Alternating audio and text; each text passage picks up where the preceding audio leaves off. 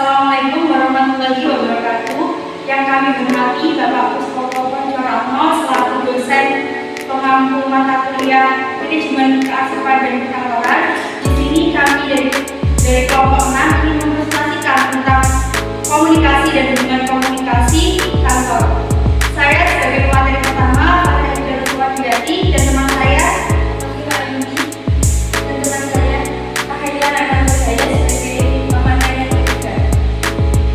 Mari kita simak video pembelajaran komunikasi dan hubungan komunikasi kantor. Langsung saja, mari kita mulai video pembelajaran komunikasi dan tata hubungan komunikasi. Jadi di sini saya akan menjelaskan tentang pengertian, tujuan, dan jenis komunikasi serta hubungan komunikasi.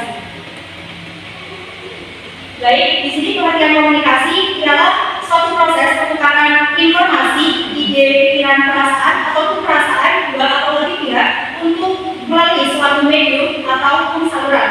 Tujuan utama komunikasi ialah untuk mencapai pemahaman bersama. Di sini komunikasi terbagi menjadi dua, yaitu komunikasi verbal dan non-verbal. Lanjut, tujuan komunikasi di sini ada tujuh, yaitu informasi. Informasi menyampaikan dan menerima informasi yang akurat dengan lengkap. Yang kedua yaitu persuasi. Persuasi merupakan bersifat persuasi dapat mempengaruhi sikap, pendapat ataupun perilaku orang lain. Yang ketiga, sebagai motivasi yang dapat mendorong orang lain untuk mencapai suatu tujuan.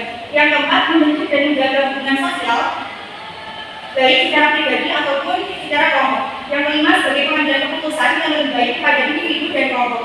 Yang keenam, sebagai kontrol dan regulasi dengan selalu mengatur serta mengarahkan perilaku atau tindakan orang lain. Yang ketujuh, sebagai pengekspresian diri dengan penyampaian perasaan, emosi ataupun identitas diri. Lanjut, jenis-jenis komunikasi. Jenis-jenis komunikasi di sini terbagi menjadi verbal. Komunikasi verbal di sini terdapat dua, contohnya lisan dan tertulis. Lisan melibatkan kata-kata yang berucap seperti melalui percakapan langsung, telepon, dan pidato. Yang kedua yaitu tertulis, melibatkan kata-kata yang ditulis secara tersurat, pesan, teks, dan laporan. Yang kedua yaitu komunikasi verbal, non-verbal. Komunikasi non-verbal di sini terbagi contohnya menjadi tiga: bahasa tubuh, prosedik, dan paralinguistik. Yang ketiga yaitu komunikasi digital. Komunikasi digital contohnya ada dua, yaitu media sosial, email, serta aplikasi pesan instan. Yang keempat yaitu komunikasi massa. Komunikasi massa di sini terbagi menjadi tiga: televisi dan radio, serta media cetak serta internet. Yang kelima, komunikasi antar pribadi. Di sini terdapat dua, contohnya tentang email, telepon, ataupun video call. Lalu materi selanjutnya tentang pengertian hubungan komunikasi. Shekram menekankan bahwa hubungan komunikasi adalah satu proses dua arah, di mana kedua belah pihak saling berinteraksi dan memberikan umpan balik yang efektif. Dalam pandangannya, komunikasi yang efektif dalam suatu hubungan bergantung pada kemampuan kedua pihak untuk menyediakan dan untuk menyanjungkan dan menyanjungkan ulang pesan dengan benar. Yang kedua yaitu tujuan hubungan komunikasi. Di sini tujuan hubungan komunikasi terdapat 6 tujuan. Yang pertama, membangun kepercayaan antara pihak yang terlibat dalam sebuah komunikasi. Yang kedua, menciptakan kolaborasi dan kerjasama antara individu ataupun kelompok. Yang ketiga, meningkatkan pemahaman serta empati antara individu dan kelompok. Yang keempat, sebagai identifikasi atau penyelesaian konflik secara konstruktif. Yang kelima, sebagai media adaptasi dan perubahan individu dan kelompok. Yang keenam, pemberdayaan dengan meningkatkan kemampuan individu atau kelompok dalam mengambil tindakan atau membuat keputusan. Yang terakhir, mengambil dan mempercepat hubungan komunikasi secara interpersonal. Selanjutnya, jenis-jenis hubungan komunikasi. Jenis-jenis hubungan komunikasi yang pertama di sini terdapat hubungan interpersonal, di mana contohnya seperti hubungan keluarga, hubungan teman, dan hubungan rekan kerja. Yang kedua, hubungan kelompok. Di sini terbagi menjadi dua, yaitu tim kerja dan komunitas. Yang ketiga, hubungan organisasi. Di sini terbagi menjadi dua, yaitu hubungan internal ataupun hubungan eksternal.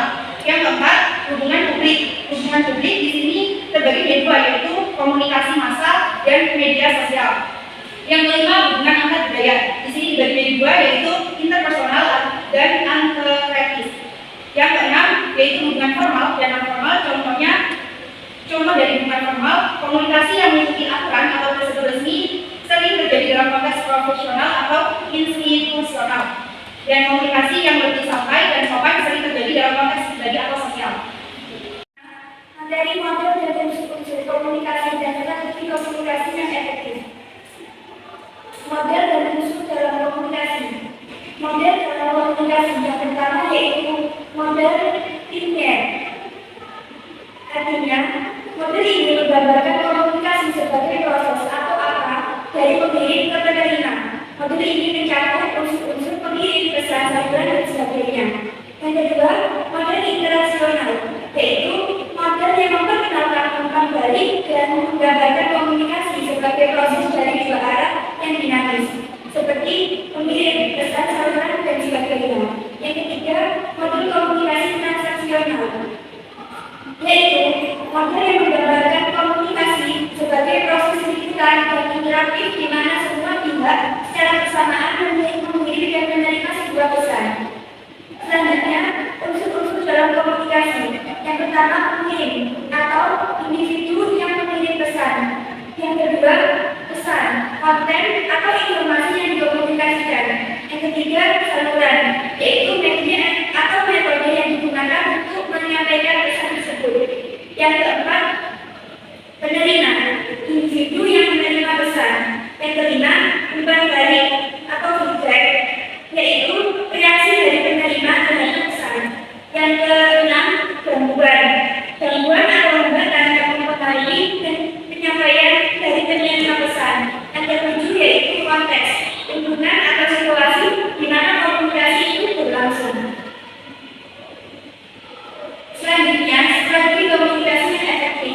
Yang pertama yaitu kejelasan dan kesederhanaan. Yang kedua, pemahaman konteks. Yang ketiga, mendengarkan aktif. Yang keempat, umpan balik yang konstruktif. Yang kelima, empati dan kepekaan. Yang keenam, penggunaan verbal yang tepat. Yang ketujuh, adaptabilitas. Yang kedelapan, menghindari asumsi. Selanjutnya, di sini saya akan menjelaskan tentang macam-macam teknologi komunikasi dan bagaimana komunikasi yang baik.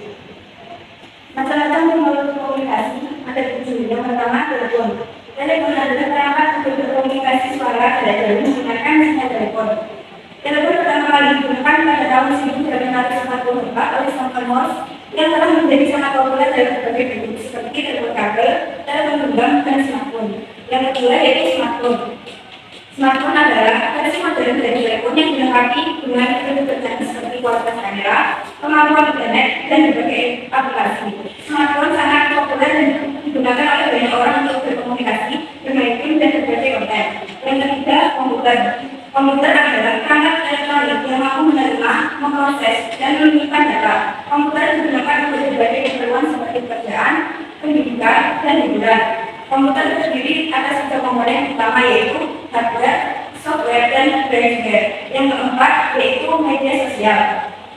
Media sosial adalah platform online yang memungkinkan pengguna untuk berinteraksi berbagai konten dan berkomunikasi secara sosial. Sebagai contoh Facebook, Instagram, dan Twitter. Yang kelima yaitu surat elektronik atau email. Email adalah metode pengiriman pesan elektronik melalui internet. Email sangat populer dan digunakan untuk berkomunikasi dengan orang lain secara cepat dan efisien. Yang keenam yaitu radio. Radio adalah alat untuk penyiaran dan penerimaan sinyal radio yang dapat digunakan untuk komunikasi arah atau dua arah. Radio sangat populer dan digunakan untuk berbagai keperluan seperti berita, jurnal, dan informasi. Yang ketujuh, televisi. Televisi adalah medium visual untuk penyiaran informasi, berita, dan hiburan kepada penonton. Televisi sangat populer dan digunakan untuk berbagai keperluan seperti berita, hiburan, dan informasi. Selanjutnya yaitu hubungan komunikasi yang baik. Cara hubungan komunikasi yang baik yang pertama adalah mengenali komunikasi. Mengenali pihak yang terlibat dalam komunikasi termasuk memberi informasi atau komunikator dan menerima informasi atau komunikan. Yang kedua yaitu menentukan tujuan. Menentukan tujuan atau target yang akan dilakukan untuk mencapai tujuan komunikasi. Seperti contoh, organisasi yang ingin menciptakan pesan yang baik di mata masyarakat, maka komunikasi organisasi harus rileks dan santai. Yang ketiga, penerapan fungsi dasar komunikasi. Berbicara dengan sopan, beretika, dan tata krama. Yang keempat yaitu memiliki sikap perhatian tindakan. Memiliki sikap perhatian dan tindakan yang